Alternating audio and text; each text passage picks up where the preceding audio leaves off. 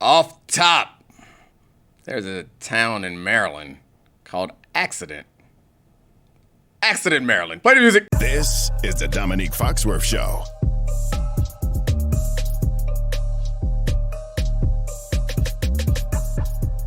Welcome to the Domonique Foxworth Show. So this time a year, we're doing some training camp stuff, and we hear of all the ridiculous cities that teams hold training camp in. Or not all the teams, but some teams go to weird cities.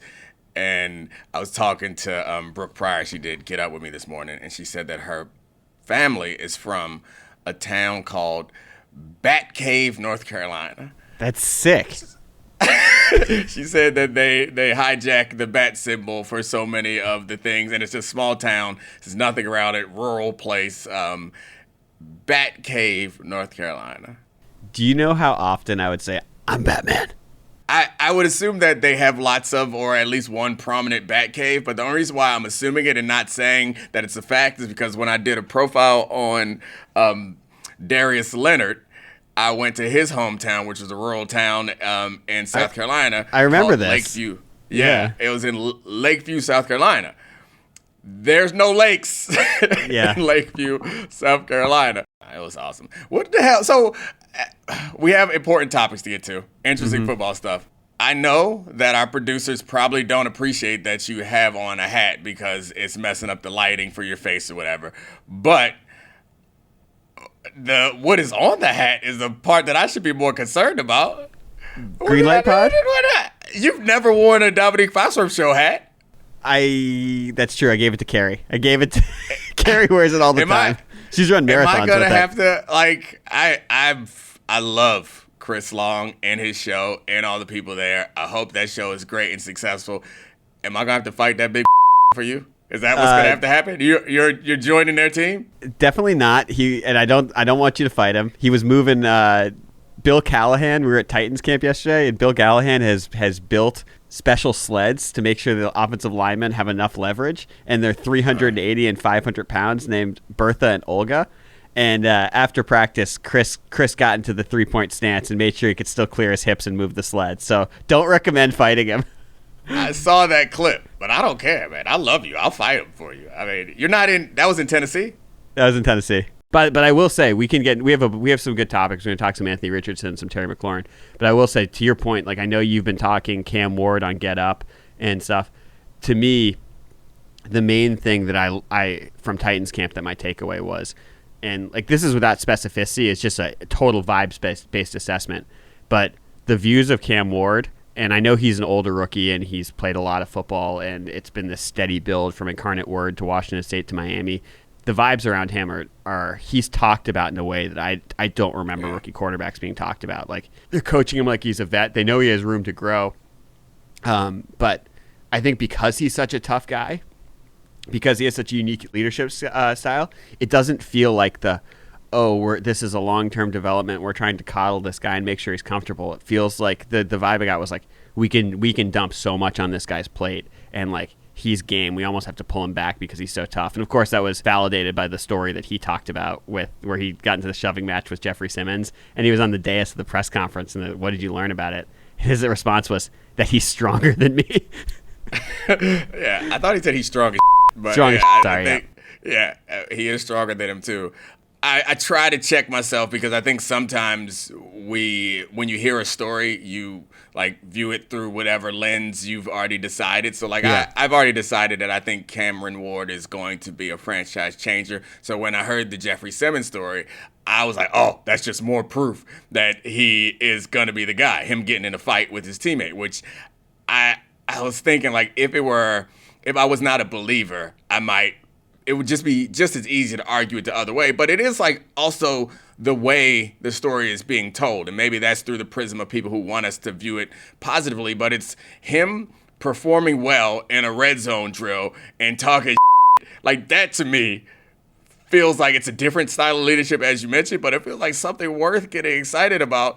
We'll see. Like, there's obviously a bunch of things that could happen, but he seems like he's going to. And we talked about this last episode, how it feels like they're more ready quarterbacks, and it also feels like in the last few years there have been more kind of franchise-changing quarterbacks coming to the draft. It's been like almost one, like C.J. Stroud, Jaden Daniels, And if it's going to be Cam Ward, that's another guy in recent years that have come out of the draft, which that's not common. I guess we had the Lamar Allen draft, which was 2 in that one.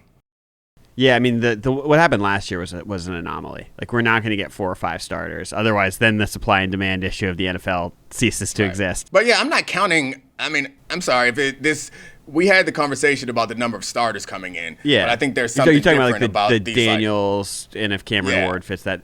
Yeah, and I do think there's a bigger conversation, because this goes back to I don't know if you remember the comments that Brady made made last year, where he was talking about how the quarterback positions change and there are less guys who are doing the full, your field general, you're calling all the plays type of thing. It's more of a read and react college style position at this point, and just the responsibilities are different, and maybe it's easier to digest, and there are more franchise changers because of that.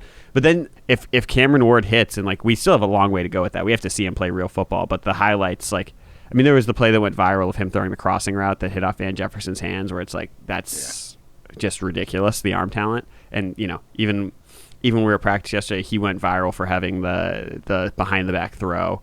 He threw, I don't know, 25 yards, and it was on a dime, and it was perfect. So like, there's rare arm talent there, and it is really interesting. Also, I mean, I know we've seen this in the NBA where you see more professional guys early who are ready to go. It also feels like when you're looking at the Jaden Daniels and the Cameron Wards, is they have a deep understanding of like what it means to be a quarterback of a professional team. I know this, and from a leadership standpoint and like a professionalism standpoint and all that stuff. But this is a weird thing to revisit those Tom Brady comments. But I think it probably is a lot different playing quarterback now than it was before. It has but to if be. I remember correctly, the part about the comments that I guess I want to revisit, it was like, it feels like he's arguing that it's easier, which I don't believe that is true. Or at least not even that it's easier, that guys are taking on less, right? Well, I think certain parts are probably easier, and then certain parts are probably harder. Right. I mean, I guess that's the point I'm making, is like, in the end, I don't think the equation has changed. Like, maybe there's a little more X than Y or Z, whatever. But ultimately, I think playing quarterback in this NFL is still hard as at least from my perspective, and mine is obviously defensive focused, but like, I played in 3 different systems when I played in the league, and none of the systems were as complicated or as confusing for offenses as most of the current systems are. And so maybe you're not on the field doing the Peyton Manning thing, but Peyton Manning was not facing the level of defensive sophistication that I think the current quarterbacks are. And to me, it's like, even if the pre-snap is slightly easier, just because it's simplified, you're like, what you're going to do to create conflict is different than Tom Brady or Peyton Manning seeing exactly what the defense is calling and changing the stuff, because the conflict's built into the way that these quarterbacks can be athletic and move. It's still like, what's being asked of them is to create a play athletically, to extend the play, to be off balance, to throw from different arm angles, rather than the clean pocket footwork, get the ball out to make your reads type of quarterback. So it's just, to me, it's just very different. I also think that it's interesting because Brady is both so gracious, and also like, he had the comments about Joe Burrow, or I guess it was implied that it was about Joe Burrow wanting to like, that he needs to do more like at the team to be on the right track and that type of stuff. And he's criticizing the stats over wins type of things.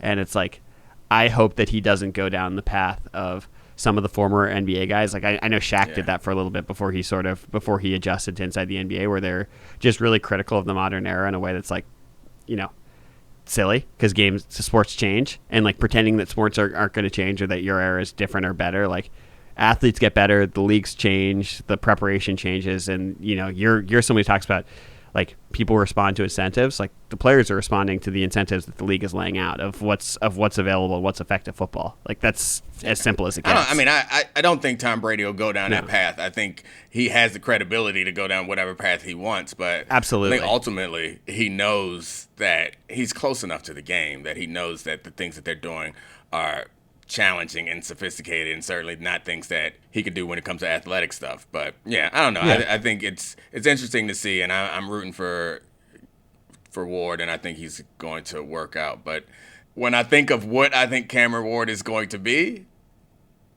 I sometimes think of Anthony Richardson and what he was supposed to be. You know what's funny is like that's a great transition. The last thing I'll say on Cam Ward is like he feels like a football player way more than Richardson, which is really like that's like I don't know. Like I know you've said that like when you played, you thought quarterbacks felt like they were closer to management than they were to football players. Cameron Ward feels like a football player through and through, which is like I don't amongst the quarterbacks in the NFL like that's like. And I obviously think of Josh Allen and Jalen Hurts in that group of players, and like it's to me the mindset's somewhat unique of like. No, I'm one of the 53. As you like go to higher and higher levels, it becomes less of a team and more of a business in some ways. And the best feeling, and it's still a team, like it's more of a team than like any other normal regular business. But those incentives change, opportunities change, structure change, you mature, things change around you, things change within you, and so like. That leads to things feeling a little bit more and more like a business. And the best and coolest thing about football or any sport is when you have those like moments, rare moments, I guess, that it feels so much like an old school team. Like why going away for camp sucks, but it's also like really great because it's those rare moments that you feel like we're still in a team. And I think if you can create that, and for a quarterback, it's so hard because we're going to treat you differently. You're wearing a different color jersey. We can't touch you. Everybody wants to interview. Everyone wants to talk to you. The owner has a personal relationship with you. Like, it's very different, and it's difficult to manage to keep that connection. And I think there's value to it. There's so much of us get caught up in the stats and analytics of all this stuff. And even the scheme get bogged down in all that stuff. And it's for good reason because those are things that we can see and analyze and understand. And we like laugh at people who talk about vibes because like, how do you measure vibes? But like, there's something to be said for the emotions around a team, and the quarterback has a huge impact on that. And I think that's the point that you and I are trying to make about Ward. That's not as easy to make or as easy to measure. Yeah, and I mean, I get that like we see a sliver of what's going on in an actual locker room. I mean, I'm sure you realize that more and more every year you're out of the NFL that like there are things that can be portrayed very differently than the way they actually are. But assuming we are taking things at face value of what we know about this person, it's still like any workplace, like any work team you're on, like the vibes matter and like morale matters and being like having an inclusive leader matters. I mean, there are a million leadership strategies, but whatever it is, like, and doing that at 23 years old when you started your college career at Incarnate Word after playing in the wing T and barely throwing the ball in high school, it's an insanely unique development track. And this, if we want to transition to Anthony Richardson, is where it's very different. It is very, very different. So, okay, let's talk Richardson here. He is not the starting quarterback in Indianapolis. Daniel Jones has been named the starter. The quotes from Steichen and Ballard, they still talk about Anthony Richardson's future, but Steichen has been coy about whether he thinks that Anthony Richardson will ever start for the team again. Richardson's agent said he does not trust the Indianapolis Colts. The whole situation's a mess. This is someone who was picked 5th overall because he has some of the freakiest physical tools we've ever seen from a quarterback with his size, his speed, his strength. But it's also a unique situation where he didn't play much at Florida, and he got drafted, and he needed reps to play, but he also is not nearly good enough to be on an NFL field when he was playing. So it created this really uncomfortable tension of how do you develop this guy? And I don't even know. I mean, you would know better if you think the Colts did it right or wrong. Obviously, it has not worked. He was one of the most inaccurate passers in NFL history last year, and he was just really bad. But the first question I want to ask you is, do you think this guy gets another shot, or is this Trey Lance all over again? Well, I mean, yeah, I was going to say that Trey Lance got another shot, but I guess he didn't. He went somewhere else to be a backup. And third string, behind Cooper Rush. Anthony Richardson has at least some NFL success, which I think is better than Trey Lance. I do think that wherever Anthony Richardson goes from here, if he goes somewhere else, assuming that nothing changes from now until he becomes a free agent, I think he'll be on a like developmental track. He'll go to a place with an older quarterback, similar to what Trey Lance did. Go to a place with an older established quarterback, and they're going to put him on the team to see what he's got, right? And see if they can turn him into something to be the transition guy for someone else. It's hard to believe that anyone is going to step in and try to make Anthony Richardson their starter anytime soon. As all the executives there have said and the coaches, it's not over. Indianapolis, he could still get the job. But the Cam Ward, it was kind of a unintentional comparison that we've made with Cam Ward, but like the vibes with Anthony Richardson were the opposite, right? It was with him. People are still talking about him tapping out of a drive in a game, which, like, I to this day stand by the fact that I believe that is only a deal because he wasn't playing well. Like, I understand that it's not something that happens often, but ever, I think, not often, ever. Okay, but so.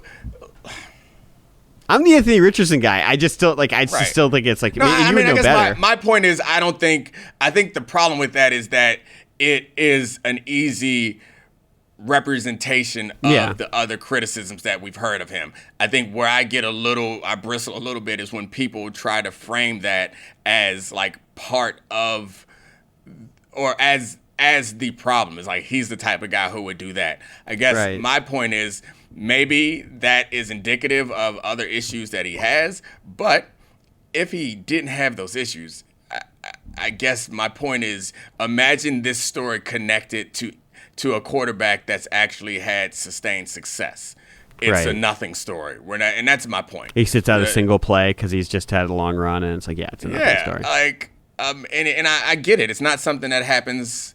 It's not something that has ever happened, to your point. It's not even that it hasn't happened often. But I just think we would laugh it off. If Mahomes did it, it would be cute. If Lamar or Josh did it, and it was just like, and the post-game press conference after a win, they're like, hey, so what happened? Did you tweak something? I was just tired. We all giggle it up. I mean, yeah, we've literally laughed for years because Lamar Jackson might have gotten diarrhea on like and waddled to the locker room. Still, it was something that was like silly. We like if that was Anthony Richardson, we would have been like, "Is this guy getting enough fiber before the games?" Yeah, I mean, so I don't know what it portends for his future, but one thing we don't give up on in sports very often, or in the NFL, is like traits, man. And there are examples that Josh Allen example it changed a lot of decisions going forward. And so like there were guys drafted higher, and Anthony Richardson I think is an example of this. Guys drafted higher because Josh Allen was a ridiculously talented tools guy who didn't have the great college production. And so then we're like, hey, we can do that. I think it's interesting to see if the prevailing wisdom has changed or shifted a little bit. Like Anthony Richardson doesn't go 4 if Josh Allen doesn't exist, right? Right. No, totally. There's a boomerang there where we went towards raw developmental prospects. That's what led to Trey Lance. I think you could even say that that's sort of what led to someone like Zach Wilson going up to the top of the draft board and going second in that draft, even ahead of Trey Lance, just because they saw off-platform throws, elastic arm. I know he's not the 6'5", 230-pound athlete, but it's just like unique traits type of thing. And I do wonder if there will be a boomerang away from this a little bit, but I don't know. I mean, I don't know if there's going to be a maxim from this, because this is like, to me, this goes back to one of your things, unique, that like, that there's like, absolutes are for idiots and children, which is just that the next time there is someone who has this unique blend of physical tools, like, you could make a case. I mean, I don't think you can make a case. I'm sure that like Anthony Richardson is a comparable athlete to Abdul Carter. It's like those guys playing quarterback are incredibly rare. So if you see one of those pop up in a few years, guys who are 6'3", 240 with elite tools, who end up, if there is a tie or a breaking point, people are still going to bet on the tools. So I don't know if this changes the way that people evaluate raw quarterback prospects, but maybe it's just the ones who are like Richardson and Lance who don't play. Because when you're looking at other ones, like Josh Allen played. Lenore Sellers is going to play. He's not even raw. I shouldn't even include him in this group. I think you're right. If we're having like a sober analysis in decision making, it's like, I think that there are obvious reasons why Anthony Richardson is unique. But the problem is, I think that when something major happens, we walk away with one idea. And I don't think that it's big enough to like change everything, but I do think it's big enough to have second thoughts for another guy who is similarly talented, and even if he has more experience. So I think that's like Anthony Richardson, I think in a normal situation, I guess there's no such thing as a normal situation, but had Josh Allen never existed, Anthony Richardson is going back to school or back in the first round, maybe, right? Yeah. So I guess that's my point, is the next time a guy comes up, even if he is closer to Josh Allen as far as experience is concerned and is toolsy, I think he'll drop to 15. I think that'll happen. So it doesn't mean that he won't get a shot. The other thing I wonder about this is how and there's so many more angles to dip into this, but like how the transfer portal will affect this, because I don't like now when I see this, if you're Anthony Richardson and you're having to sit behind Emory Jones at Florida, like you're probably just leaving. You know what I mean? Like you're probably finding the right people to play. Like we might get a test case for this, for the record. He's a big recruit, massive arm. He's 6'6", and he's played more. But Nico Iamaleava, where like he might be in the draft next year, but he's someone who has like very unique physical tools, who is now going to another school. And if he plays poorly this year, I think it'll be really interesting where he's drafted, because he's still going to be, if you're talking just arm talent and physical ability, someone who could be near the top of the draft. So we might get like an in real time view of how this type of stuff changes decision making. So there's one other thing I wanted to ask you about Richardson, Domonique, which is just that, like, okay, so part of it was like they brought in Shane Steichen he was supposed to be the guy to develop him because he developed Jalen Hurts, and that was one of the crossovers of someone who became more and more accurate and became an NFL quarterback. But things haven't gone great there with any of them. And then they bring in Daniel Jones, who did have one very good season, and while he has been a punching bag and a laughingstock of the league, he's still been much closer to a starting quarterback than Richardson. If Steichen, who's on his last legs as a coach there, is looking at this, and you're on the team, and you're like, I know you hate when I do this, but you're in the locker room, like you know that guys convince themselves that every single year that they're a Super Bowl team. Did they have to start Daniel Jones to convince the guys that they could do that?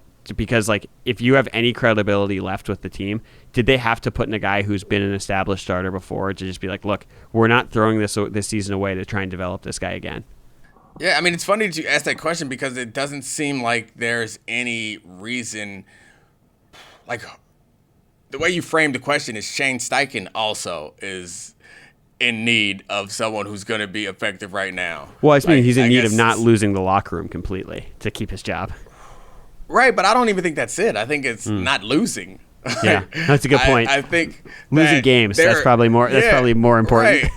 I don't know if I guess maybe because Jamersay is no longer running the team, maybe it's unclear what changes might be made in the future or who has a foothold on the power.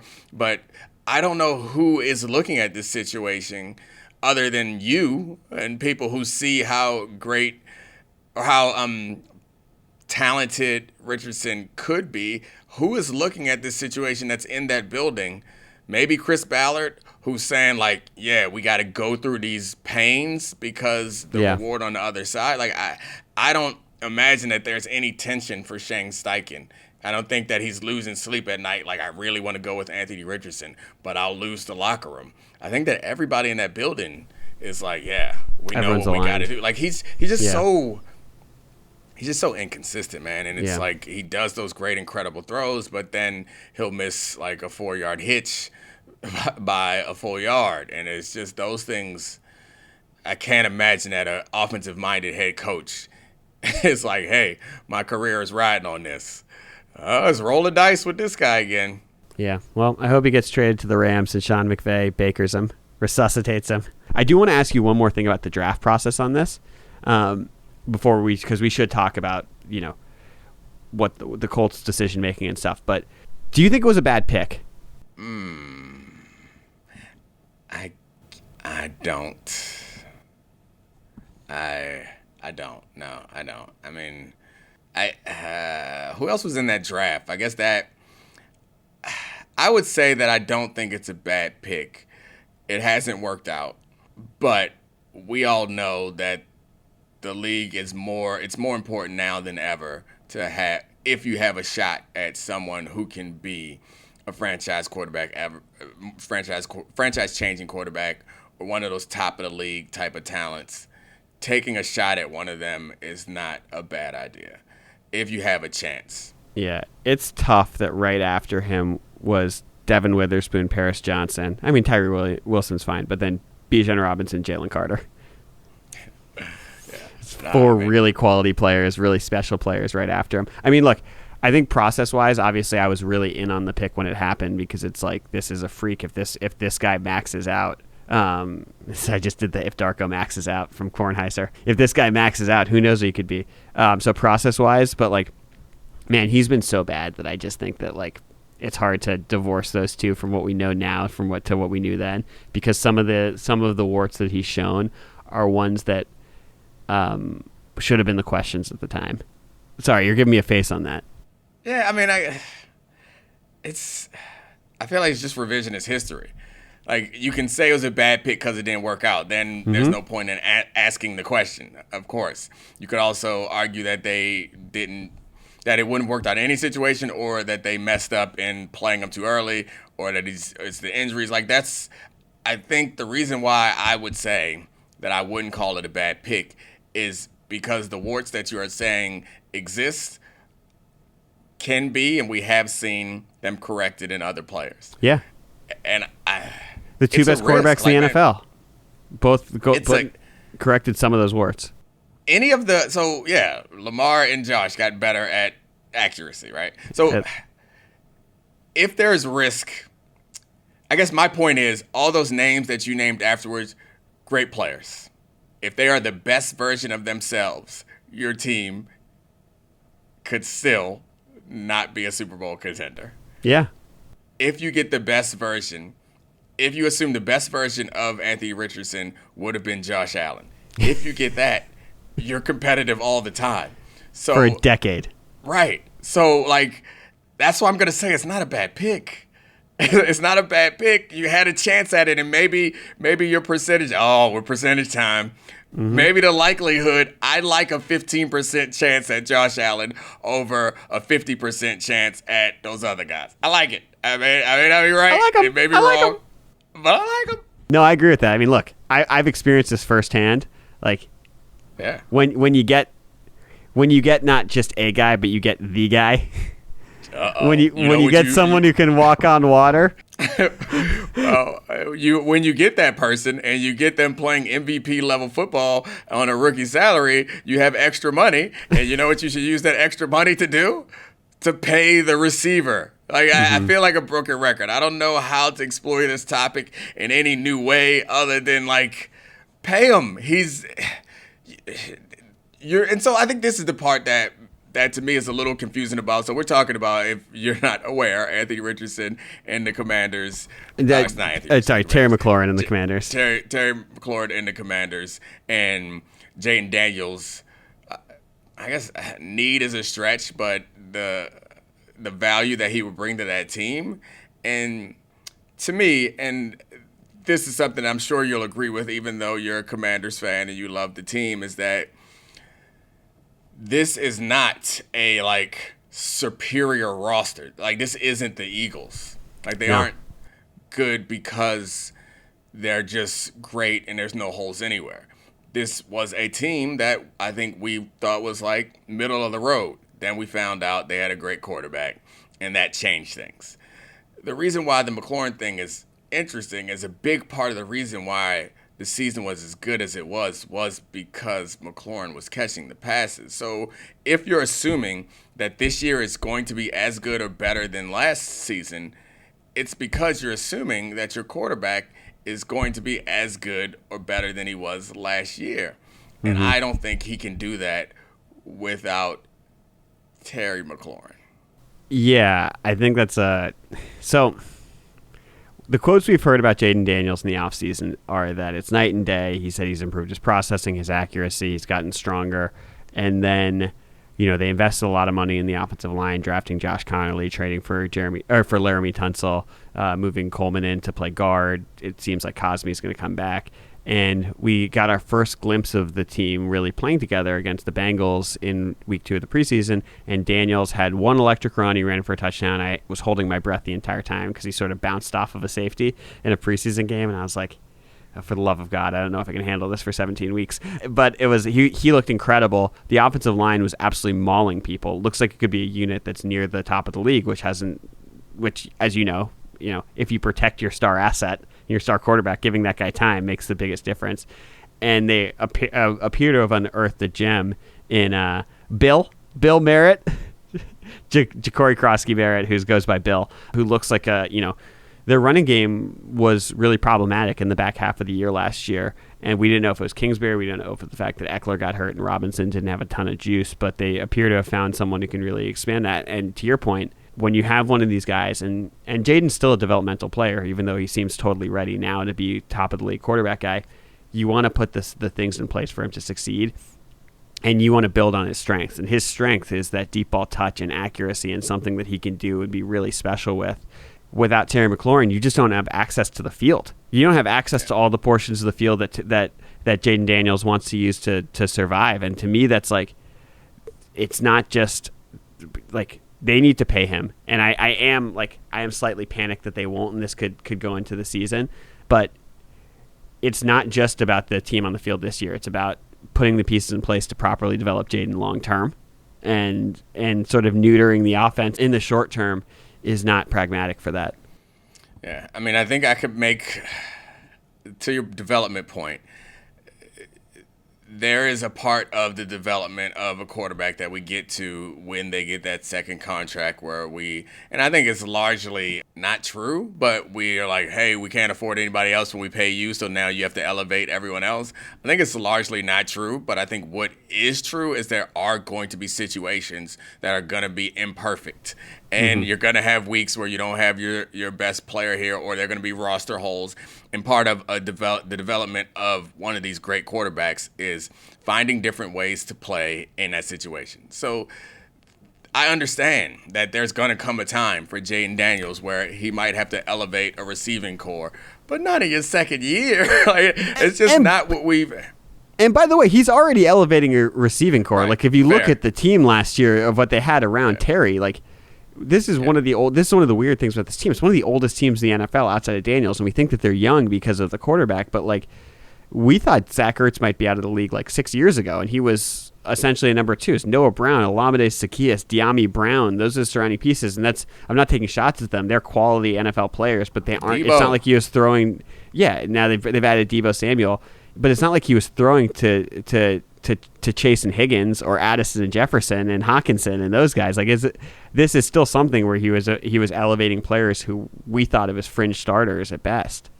I tried to put a positive spin on it for your quarterback. I tried to say that this is an important step, but I don't believe it. Like, this just doesn't make sense to me. I don't know when they're going to figure out, and we're getting past the point where it feels like it won't impact the season. Yeah, like we're getting to the point where it feels like it's going to impact week one, if nothing else. And, that's what Cliff Kingsbury said. He's like, we need on-field reps. Dan Quinn said that they're closer to a Commanders return and that Terry McLaurin's healthy. But the other point is we've heard reporters say that the relationship's more fractured than ever, and this might not be fixable. I do want to ask you from the Terry McLaurin side of it, though. At a certain point in this game of chicken, do you just fold and take money? Because I know the reports are that he's still not budging off the number that he wants, which would put him in the top 5 in AAV and the top whatever in guaranteed money. But like let's play this out. If he skips the season and he's a 31-year-old receiver, it's not going to be better for him. He's going to lose a sizable portion sitting out this season and being 31. And you look at the guys who at that age got contract extensions who are successful. And I'm not even kidding. Like, there was a tweet about this where it's like, oh, he could wait a year and be healthier and come back and get a bigger extension. The guys who succeeded at that age getting the extension, it's like Marvin Harrison and Jerry Rice and a few others. Yeah. It's like, for me, I know it doesn't make sense I think the Commanders should pay him, but I think Terry McLaurin's taking this too far. I mean, I think you're right. He doesn't have the same leverage that Micah Parsons has. Like, Micah has, I think, more leverage in that situation given where he is in his career. So there is, he's under contract, so he's not like a true free agent. And you're right. If he held out for an entire season, then the Commanders, one, would learn to live without him on the field and also have more time to make choices to replace him in the offseason through the draft and free agency, I'm not sure that his leverage gets any higher than it is right now before the start of the season.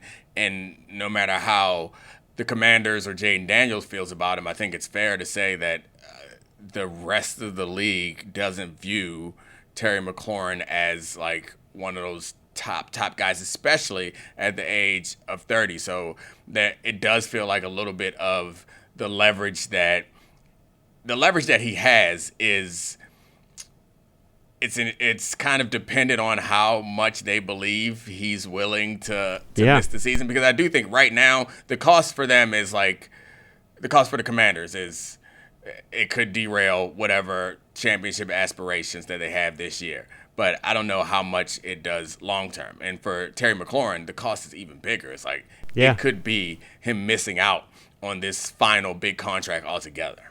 It's also like these years are so precious for him for earning, like taking in that $30 million a year range. That's going to be such a sizable portion of his career earnings, and just like at a certain point, someone has to budge. All right, so that was fun.